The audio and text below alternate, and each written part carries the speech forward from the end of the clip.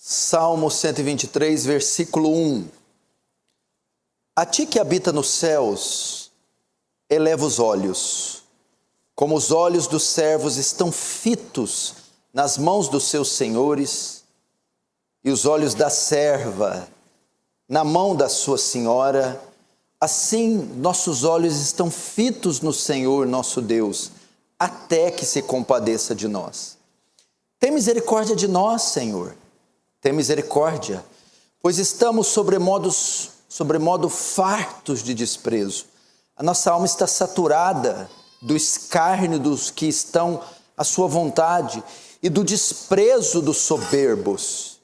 Até aí, deixa aberto aí, não feche, feche apenas os olhos para mais uma rápida oração. Querido Jesus, ajuda-nos, fortalece-nos, consola-nos, ilumina-nos. Estamos na sua casa e carecemos da sua ajuda, do seu auxílio. O quanto almejamos o dia que o Senhor se manifestará com grande poder e glória. Até esse dia nos rendemos, nos humilhamos e esperamos o bondoso, grande e glorioso Deus salvar, curar, consolar, transformar. Que o teu reino avance, que o Senhor receba glória para si e nos conforme a imagem do seu Filho. Amém. Irmãos, hoje nós estamos retornando à série de exposições do livro de Salmos, a exposição dos Salmos de Romagem. E essa é a quarta mensagem da série de exposições dos Salmos de Romagens. O que são esses salmos, essa porção dos salmos, que vai do Salmo 120 ao 134? Do que trata os Salmos de Romagens? Eles expressam os nossos desafios enquanto caminhamos aqui nesse mundo. Eles retratam o nosso dia a dia, as nossas lutas cotidianas, os nossos problemas e adversidades, medos, temores, inseguranças, perigos e desafios que temos nessa sociedade. Ele nos ensina, esses salmos, como lidar com isso, como vencer nossos inimigos, como atravessar essas adversidades com a ajuda de Deus, colocando os olhos, a esperança e a confiança em Deus. É disso que trata esses salmos. Por isso eles falam muito conosco. Eles têm muitos aspectos práticos e retratam muito da vida cotidiana, do nosso dia a dia. E hoje veremos mais um desses salmos, o Salmo 123. Agora, do que trata este salmo? Qual é o tema central do Salmo 123? Ele fala das oposições que o cristão sofre neste mundo e como ele pode enfrentá-las e como ele pode lidar com elas. A maioria dos salmos são orações feitas a Deus que foram registradas. Esta é uma oração pedindo livramento dos seus inimigos. Você sabe que como cristãos vivemos em um mundo que é hostil a nós, um mundo que nos discrimina, que nos rejeita, e por sermos cristãos, nós contaremos com a oposição e a hostilidade deste mundo. E o Salmo vai nos ensinar como lidar com isso. Quando é que esse Salmo foi escrito? Qual é o pano de fundo deste Salmo? Muitos estudiosos entendem que esse Salmo foi escrito na época do cativeiro babilônico, do exílio, mais precisamente no fim do cativeiro, no final do exílio. Depois de 70 anos que o povo de Deus esteve cativo na Babilônia, Ciro, o rei da Pérsia, permite que eles voltem para sua terra, para Jerusalém. Só que quando voltam, o que eles encontram? Uma cidade arruinada, estava toda esburacada, queimada, roubada, e havia ali muita miséria, desemprego, pesados impostos, e eles estavam cercados de nações vizinhas que eram inimigas. E quem estava ocupando parte da terra de Jerusalém eram os samaritanos. E os samaritanos eram muito hostis aos judeus, muito rudes com eles. E este então é o pano de fundo desse salmo. Portanto, nesse salmo veremos que enquanto nesta vida teremos oposição deste mundo, pois esse mundo é contrário à verdade, a valores, a princípios absolutos. É um mundo plural, é um mundo relativista, que odeia valores absolutos. E a nossa fé é uma fé absoluta. A Bíblia é um livro de verdades absolutas. Nosso Deus é um Deus de verdades absolutas. Então, como Jesus disse em João 16:31, no mundo tereis aflições. Mas que tipo de oposição, de aflições teremos aqui? Isso inclui zombaria, seremos zombados por causa da nossa fé, desprezo. Essa é uma sociedade que despreza a fé, que despreza Cristo, que despreza a palavra de Deus. Ridicularização, eles ridicularizam aquele que quer ter valores concretos. Perseguição tanto física quanto moral sobre os cristãos, e também opressão, discriminação e hostilidade. Esse é o tipo de dificuldades que pessoas que querem andar numa conduta correta, numa ética cristã, enfrentarão. Vamos então entrar no Salmo. Nós vamos começar pelo verso 3, porque ele revela o motivo da aflição daquele povo, ou o motivo da aflição do salmista, e é isso que nós vamos ver. Verso 3, tem misericórdia de nós, Senhor, tem misericórdia, pois estamos sobremodo fartos de desprezo. Presta atenção, no versículo 7, o salmista começa a orar, ele faz uma oração a Deus, e na sua oração, ele revela o motivo da sua aflição. Ele mostra o que estava causando angústia nele. E o que era?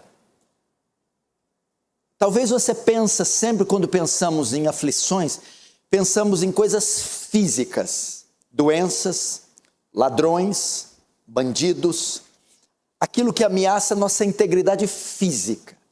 Mas o que estava oprimindo ele aqui não era algo físico. O que era? O desprezo.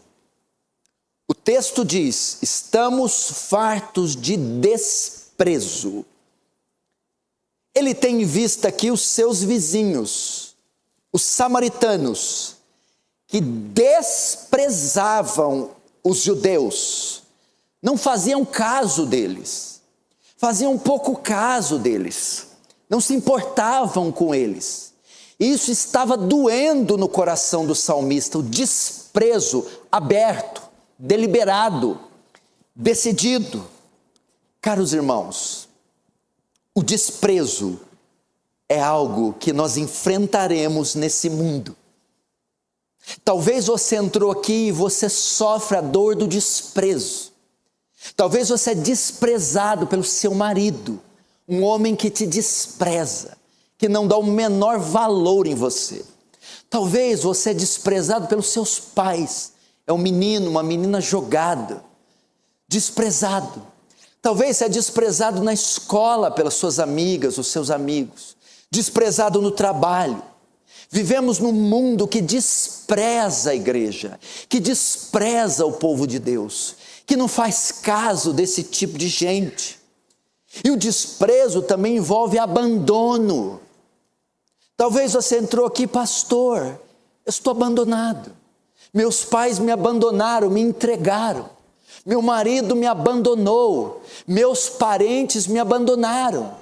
Pastor, quando tem festas, aniversários, reuniões, nós sequer somos convidados. Eles desprezam nossa casa, desprezam nossa família, desprezam nossos filhos. Talvez você sente a amarga dor do desprezo, até dentro de igrejas, irmãos, pessoas que desprezam você, ou que abandonaram você. Você vive um completo abandono. Abandonado por quem? Abandonado por instituições, abandonado por pessoas. Esse país, a política não faz caso dos cristãos. Nós estamos abandonados. Não há quem nos defenda. Não há quem julgue nossos direitos. Desprezo, discriminação. Você é discriminado. Nós vivemos num mundo que discrimina os outros pela cor da pele, pela condição social, que despreza pela cultura, pela geografia, pela fé que professa. Desprezo, abandono, parentes, filhos, família, amigos. Talvez isso aconteceu com você. E eu tenho uma notícia para te dar. Isso aconteceu com o seu Senhor também. O seu Senhor foi desprezado. Isaías 53, 3 diz sobre Jesus: ele era desprezado e o mais rejeitado entre os homens, homem de dores, que sabe o que é padecer, e comum de quem os homens escondem o rosto, era desprezado, e dele não fizemos caso. Desprezo. É aquele desprezo que quando Davi chega em Jerusalém com a arca, e cantando e pulando, a Bíblia diz que a mulher dele estava na janela. E quando vê Davi lá embaixo, sem a túnica real, Mical despreza Davi. Olha para Davi com nojo. Olha para Davi com repulsa, com repúdio. Talvez tem pessoas que olham para você assim, com repúdio, com repulsa, com nojo, com desprezo. Talvez você vive o drama, você é um filho que seu pai te despreza, seu pai te olha com nojo, com ranço, ou uma mãe, ou o teu marido. E essa é a dor do salmista, o desprezo. Mas não era só desprezo. O desprezo aqui apronta também para quê? Os judeus eram maltratados pelos samaritanos. Sofriam maus tratos. E isso estava doendo no coração dele. Talvez também você é vítima de pessoas que te maltratam. Esse desprezo que tem, esse repúdio, converge em maus tratos. É maltratado em casa, maltratado na escola, maltratado no trabalho, maltratado pelo marido. Isso aqui estava doendo. Não precisava ter agressão física, ou não era nada de ordem física, mas era algo que doía. E não era só também desprezo e maltratos. Olha o que o texto diz: estamos fartos de desprezo. Fartos, aqui a ideia é o quê? Farto é saciado. Sabe quando você come num domingo, numa churrascaria, come até não aguentar mais? Aí o garçom passa de novo com uma nova rodada. Você não aguenta olhar para a comida. Estou farto, estou cheio. O salmista está dizendo: a minha alma não aguenta mais, eu estou no limite. Eu estou cansado de ser maltratado, eu estou cansada de ser desprezada, eu estou transbordando dessa rejeição, eu estou cansada de ser rejeitada, maltratada. Estou exausto, estou esmagado pelas constantes ameaças. Era uma rejeição contínua, que chegou uma hora que esgotou, estava no seu limite. Pode ser o seu caso. Você sabe lidar com a rejeição, com o maltrato, com o desprezo, com abandono. O problema é quando isso não tem fim. E você diz, eu cansei. Por que muitos jovens que têm 14, 15 anos ficam olhando no relógio, no calendário, doidos para fazer 18 anos? Mas por que você está doido para fazer 18 anos, menino? Porque eu quero sair de casa. Por que você quer sair de casa? Porque eu estou farto do meu pai, farto da minha mãe, farto da minha família. Mas por quê? Porque eu cansei de ser desprezado, maltratado, rejeitado. Eu cansei de ser abandonado, eu estou cheio, eu estou farto. Ou mulheres que querem abandonar lares, ou pessoas, por causa disso. Desprezo. Pais, se vocês estão percebendo um quadro assim dentro da sua casa, com seus filhos, maridos estão percebendo um quadro assim com as suas esposas, esposas estão percebendo um quadro assim com seus maridos, ou no trabalho, na escola, tomem providência. Não permita que haja um transbordar de indignação por parte dos teus filhos, do teu marido ou da tua esposa. Há uma segunda razão por que ele está aflito, não só pelo desprezo, eles também estão aflitos pelo desrespeito que sofrem. Veja o verso 4. A nossa alma está saturada de escárnio dos que estão à sua vontade, do desprezo dos soberbos. Veja só, a aflição não vinha só em razão do desprezo, mas também do escárnio. O que é escárnio? O que é escarnecer alguém? É zombar, é achincalhar, é desrespeitar, é faltar com respeito. Esses judeus eram constantemente escarnecidos, zombados, humilhados.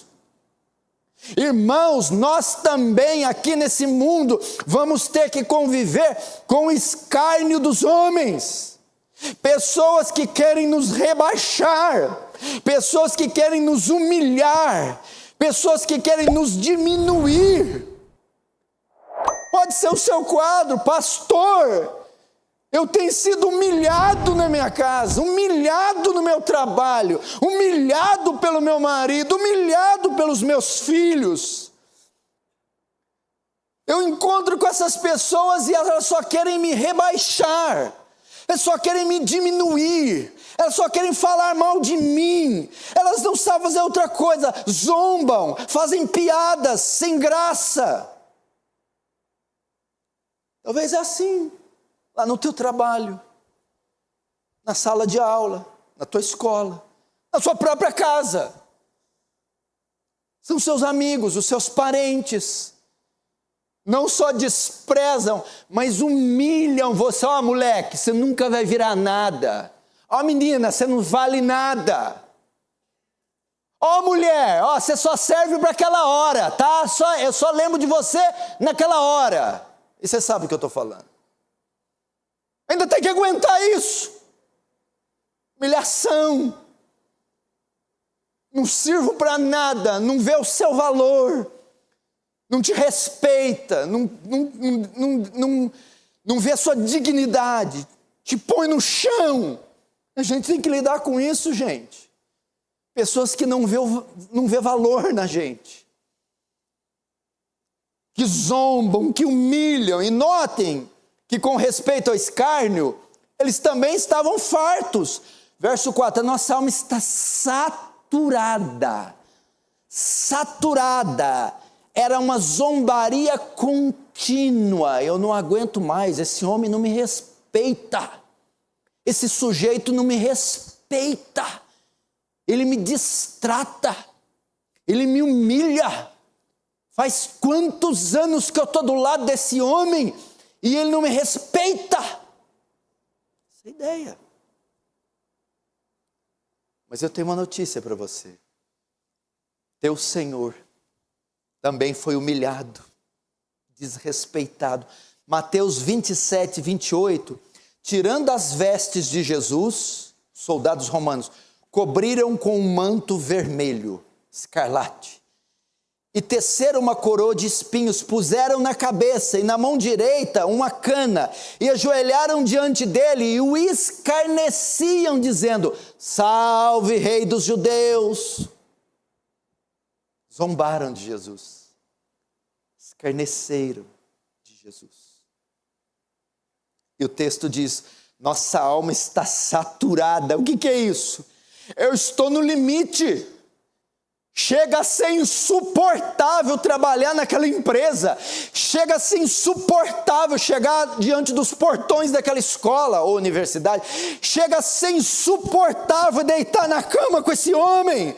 Chega a ser insuportável conviver com essa gente nessa casa, nessa família. Era a condição dele. Pode ser a sua.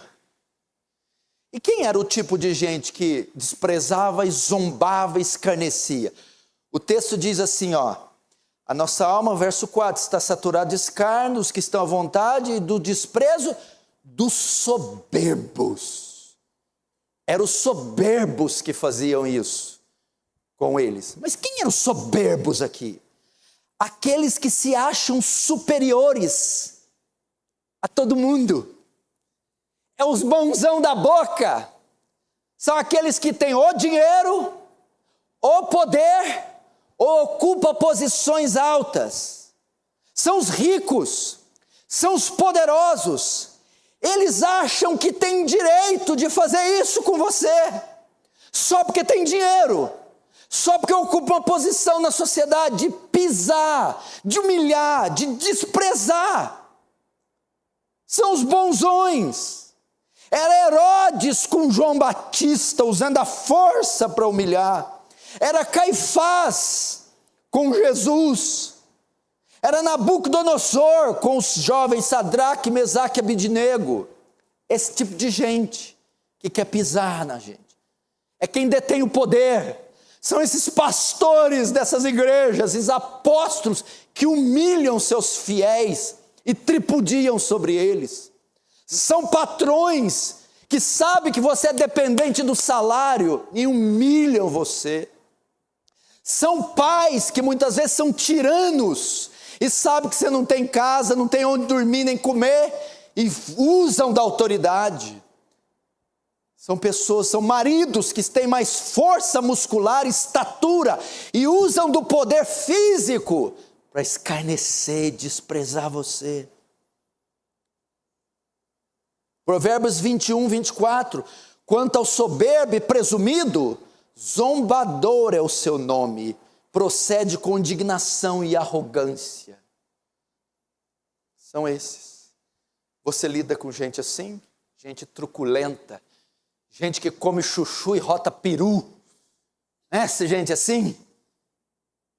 Soberbos, ensimesmados, se acham que tem o direito de falar com os outros de qualquer jeito, que despreza os pobres, os inocentes, os humildes. Talvez você, infelizmente, na sua rota, você tem que passar por esse tipo de gente, conviver com esse tipo de gente. São esses. Esse era o quadro do salmista, era a dor dele. Vivendo no mundo mau, com pessoas más, sendo hostilizado e escarnecido. Como agir, então, diante dessa realidade? Você que convive numa situação assim, com pessoas assim, o que você deve fazer? Como agir? Primeira coisa, colocar seus olhos em Deus. Colocar os olhos em Deus. Veja o verso 1. A ti que habitas nos céus, elevo os olhos. Ele estava passando toda aquela situação. E qual a saída que ele encontrou? Levantou o rosto, ergueu os olhos e os colocou nos céus. Notem, no Salmo 121, se você está acompanhando a série, o salmista também eleva os seus olhos, mas é para os montes. Salmo 121 diz: elevo meus olhos para os montes, de onde me virá o socorro? Que monte eram esses que ele olhava? Era o Monte Sião, era para Jerusalém que ele olhava, porque lá estava o templo, o tabernáculo, lá estava símbolo da presença de Deus. Agora aqui, o salmista vai mais alto, ele não olha para os montes, ele coloca os seus olhos no céu, lá nos céus, para simbolizar o quê? Ele coloca seus olhos em Deus, ele faz de Deus sua esperança, ele coloca a sua confiança, a sua saída, a solução dos seus problemas em Deus, nesse ato de olhar para os céus. Jesus nos ensinou a orar com a oração do Pai Nosso, você se lembra? E a oração do Pai Nosso também começa nos direcionando ao céu, porque a oração diz: Pai Nosso que estais no céu. O que é isso? Presta atenção, irmãos. O salmista sabia que na terra ele não acharia resposta para o seu clamor, solução para o seu problema. Ele não encontraria quem o defendesse. Ele sabia que nas instituições, nos governos, nos reinos, no ouro, na prata, na ciência, na medicina, ele não encontraria solução, resposta. Então, ele apela aos céus. Ele está fazendo um contraste entre o céu, que habita a justiça e reinam a paz, e a terra, que é um caos de perversidade, de conturbação. E ele sabe que ele não pode contar esse mundo que ele vive todo conturbado, de pernas para o ar, um caos. E ele contrasta, para que ele seja ajudado, só um local onde habita a paz e a justiça, os céus. Por isso ele olha para o céu. Portanto, o salmista sabe que só do céu, donde Deus governa tudo, pode vir o seu socorro. Há um outro ponto aqui. Quando ele diz, a ti que habita nos céus, no hebraico que foi escrito no Antigo Testamento, uma tradução melhor seria, a ti que está sentado em teu trono nos céus, a ti que está entronizado nos céus. O que é isso? O salmista está apelando para a providência divina. Deus em seu trono no céu domina tudo, governa tudo. Então o que o salmista vai? Diante da dificuldade, ele apela para a última instância. Ele vai para a última das hierarquias. Ele vai para o poder máximo supremo. Um trono que está no céu e quem está sentado é Deus, o qual governa tudo e todos. Ele vai direto a esse trono. Irmãos, diante dessas dificuldades que eu e você enfrentamos nesse mundo, devemos colocar nossos olhos nesse trono. Devemos esperar o livramento, o consolo, a provisão, lá do alto, lá dos céus. Devemos elevar nossos pensamentos, nosso coração, nossas orações ao Deus soberano que está nos céus. Vocês precisam aprender isso. A saída não está aqui na terra. A solução não está em homens. em instituições, em governos, em pessoas. Nós sempre quebramos a cara quando fazemos isso. Sabe por que você vive quebrando a cara? Porque espera no seu marido aquilo que você só pode esperar em Deus. Porque espera no seu pai aquilo que você só pode esperar em Deus. Porque fez do Bolsonaro um Messias que ia salvar o Brasil e quebrou a cara. Porque espera nas eleições municipais e daqui 2 anos nas federais. Não adianta, você vai continuar quebrando a cara. Você espera numa nova reforma política. Você espera em um novo nome para o executivo. Você espera numa nova vacina, você espera na ciência, na economia, na baixa do dólar. Você espera na agricultura. Vai quebrar a cara. Por quê? Não confieis em príncipes que não podem salvar.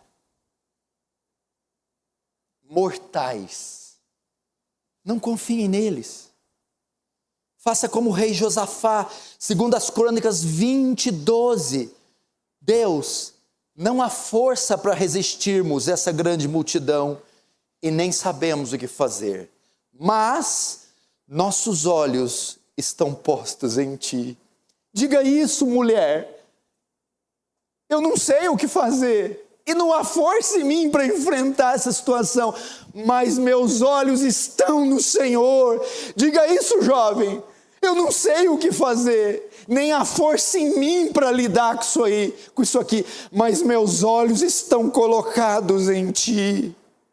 O próprio Jesus fazia isso. João 11:41. Tiraram então a pedra. Lázaro estava morto lá dentro, 4 dias. E Jesus, levantando os olhos para o céu, disse: Pai, graças te dou, porque me ouviste. O próprio Jesus ergueu seus olhos para o céu, confiando ao livramento no Senhor. Atos 7:55, por que eles olharam para o céu? Por que Josafá estava com os olhos no céu? Por que Jesus olhou para o céu? O que tinha no céu?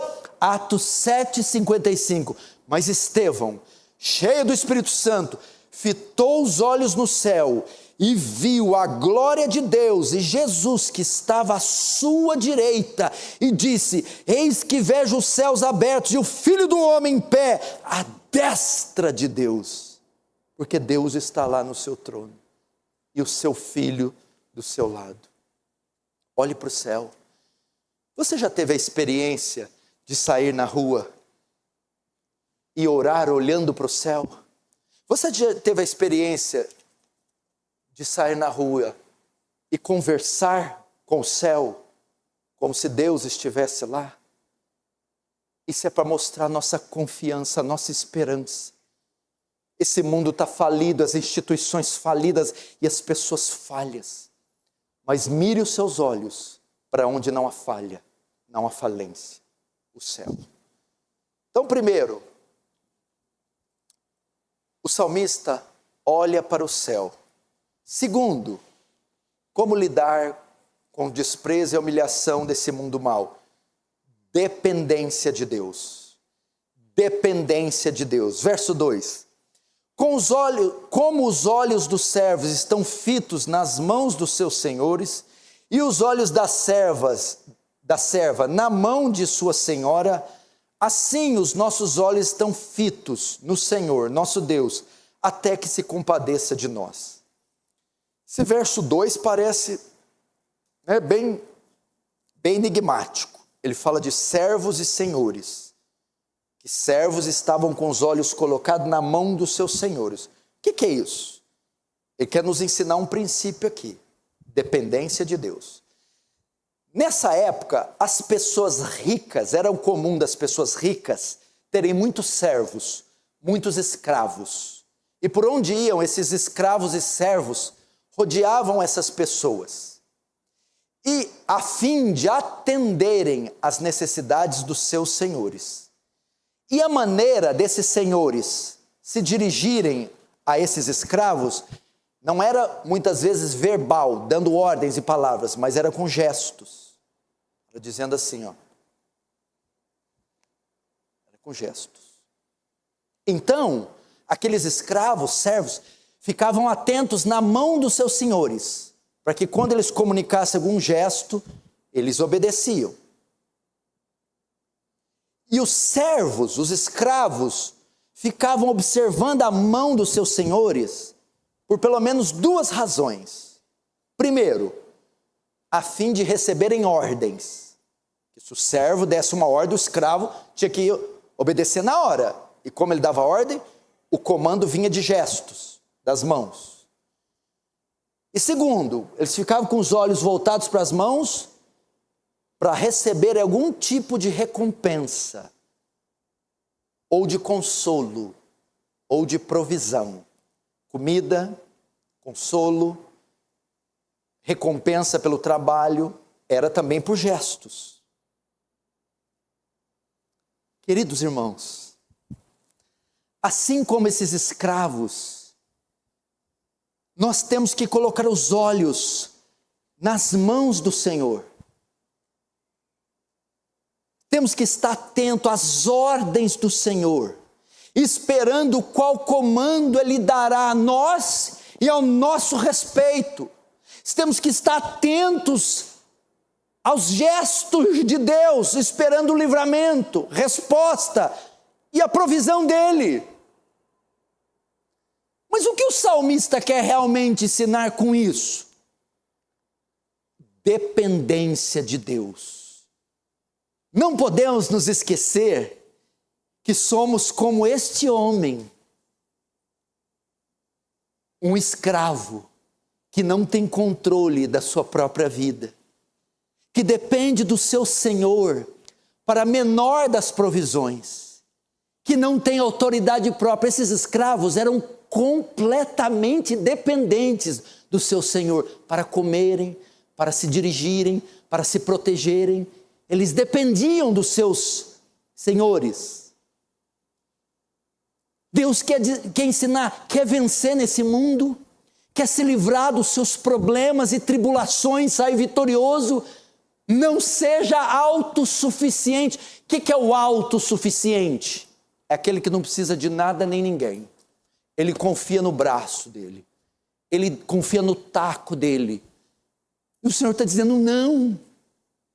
Você não tem condições de dirigir a si mesmo.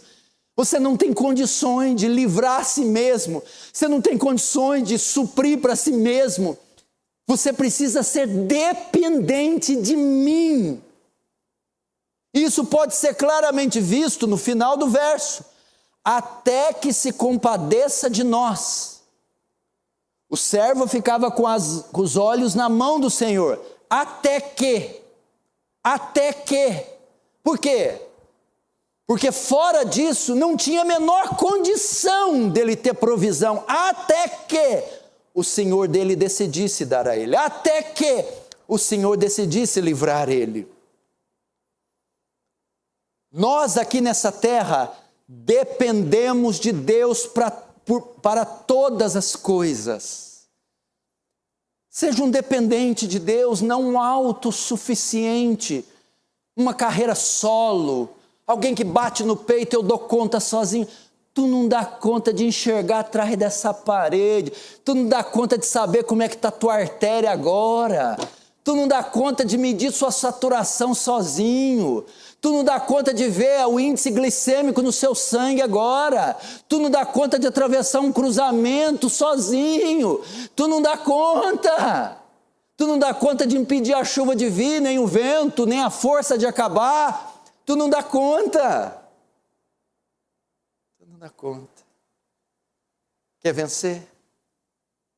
Assim como aquele escravo humilde, simples, fica atento à mão do seu Senhor. Eu sou dependente do Senhor, eu dependo do Senhor, dependa do Senhor. Vivemos uma geração arrogante, nariz empinado, que não escuta nada nem ninguém, que saia enfrentando o mundo. Não seja assim, não seja assim, até que se compadeça de nós, até que se compadeça de nós. Seja dependente de Deus. E por fim, o salmista ora. Agora ele ora. E faz um pedido específico. Veja o verso 3. Tem misericórdia de nós, Senhor, tem misericórdia. Por fim, o salmista ora e faz um pedido específico. Ele diz: tem misericórdia. O que ele está vivendo? Hostilidade, perseguição, escárnio, zombaria, desprezo, maus tratos, inimigos, pessoas, gente, instituições. Quando ele diz tem misericórdia, ele está dizendo assim: Senhor, julga a minha causa. Senhor, saia em minha defesa. Senhor, derrote meus inimigos. Senhor, tire-os do meu caminho, Senhor. Senhor, me traga alívio, Senhor. Senhor, cessa a dor, desfaz essa situação. Eu estou farto, eu estou saturado. Meu Deus, me defende.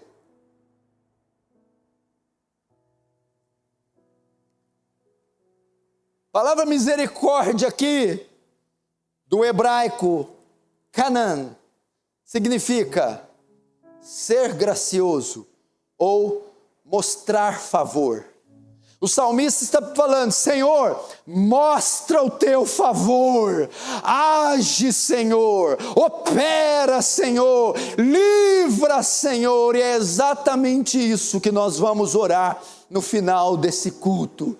Você vai lembrar, meu irmão, das cenas que você já passou, das coisas que você já ouviu, das coisas que você já viu, das marcas que estão no seu corpo, ou das marcas que estão no seu coração, dos pensamentos que insistem em permanecer, dos ambientes que você vive, frequenta, das situações hostis desse mundo, envolvendo família, trabalho, escola, vizinhos, passado, presente, futuro. E você então vai colocá-las diante de Deus e vai orar: tem misericórdia de mim, livra-me, Senhor, defende-me, sai em defesa da minha causa. Vamos fazer isso agora, fecha os olhos, vamos orar.